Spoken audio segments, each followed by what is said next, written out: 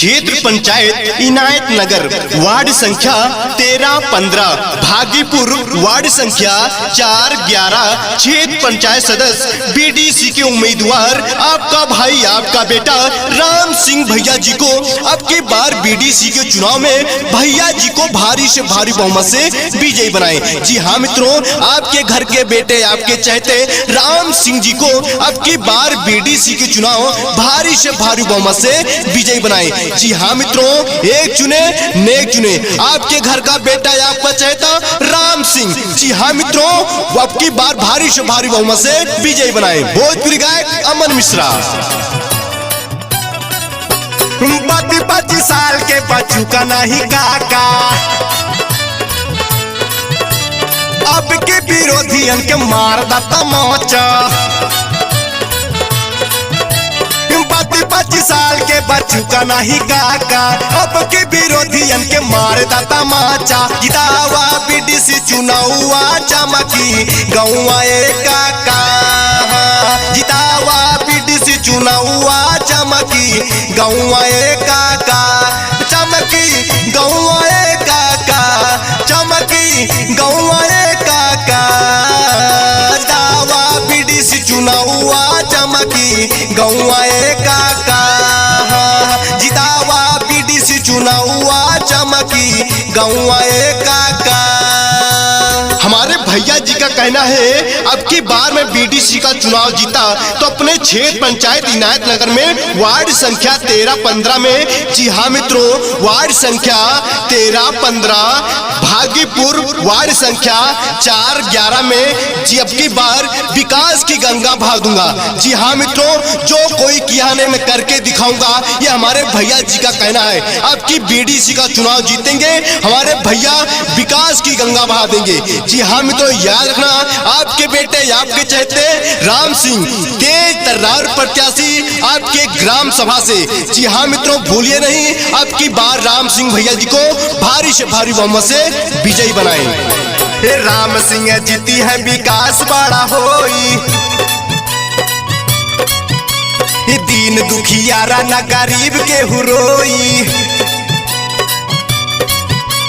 राम सिंह जीती है विकास बड़ा होई, दीन दुखियारा न गरीब के हुरोई। अब के विकास शानदार होई काका, राम सिंह कहत बाटे बतियाई पाका। जितावा बीडीसी चुनावा चमकी गौवा काका, जितावा बीडीसी चुनावा चमकी गौवा काका, चमकी गौवा काका, चमकी गौवा काका।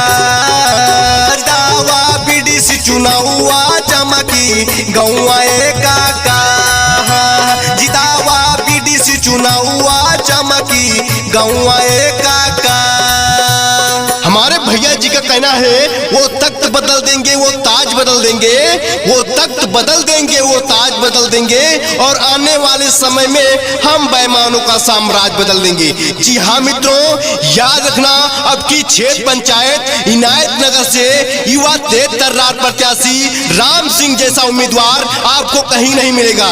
जी हाँ मित्रों, राम सिंह जैसा आपके तेज तर्रार, जैसे आपके इनायत नगर से युवा तेज तर्रार आपके लिए एक टाइगर आया है। जी हाँ मित्रों, जैसे सबके लिए शेर होता है, वैसे आपके ग्राम सभा इनायत नगर से युवा तेज तर्रार प्रत्याशी राम सिंह भैया जी को अब की बार बीडीसी को चुनाव जिताकर भारी से भारी बहुमत से विजय बनाए, अपने ग्राम सभा में विकास की गंगा बहाएं।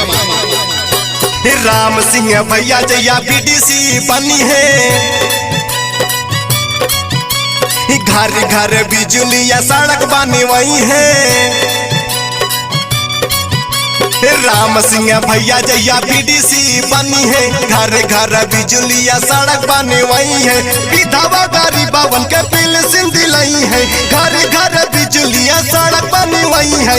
कमावाई करिए झमकौआ, जितावा चुनावा काका, जितावा बीडीसी चुनावा चमकी गौवा काका, चमकी गौवा काका, चमकी गौवा काका।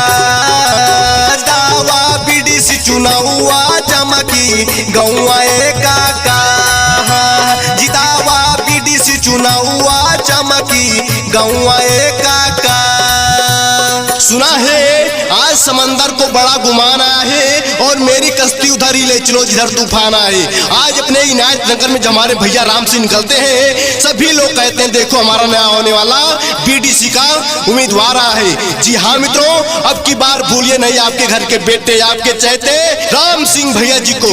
अब की बार बीडीसी को चुनाव ग्राम सभा इनायत नगर से वार्ड नंबर 13-15 भागीपुर वार्ड संख्या 4-11 से भारी बहुमत से विजयी बनाना है आपके घर के बेटे आपके चहेते राम सिंह। जी हाँ मित्रों, भूलिए नहीं आपके घर का बेटा है आपका चहेता है आपके इस घर का टाइगर आया है। जी हाँ मित्रों, इस टाइगर को जिताकर भारी से भारी बहुमत से विजयी बनाएं। पेंशन राशन कार्ड बनी आई खुशहाली, पीएम आवास बनी घर घर नाली। पेंशन राशन कार्ड बनी आई खुशहाली, पीएम आवास बनी घर घर नाली। चाहे जब भी फोन करा भैया चला जाई है, सुखवा या दुखवा में हथवा बटाई है। दावा बीडीसी चुनावा चमकी गौआ काका, जितावा बीडीसी चुनावा चमकी गौआ काका, चमकी गौआ काका, चमकी गौआ काका। दावा बीडीसी चुनावा चमकी गौआ काका, जितावा बीडीसी चुनावा चमकी गौआ काका। दावा बीडीसी चुनावा चमकी गौआ काका, जितावा बीडीसी चुनावा चमकी गौआ काका।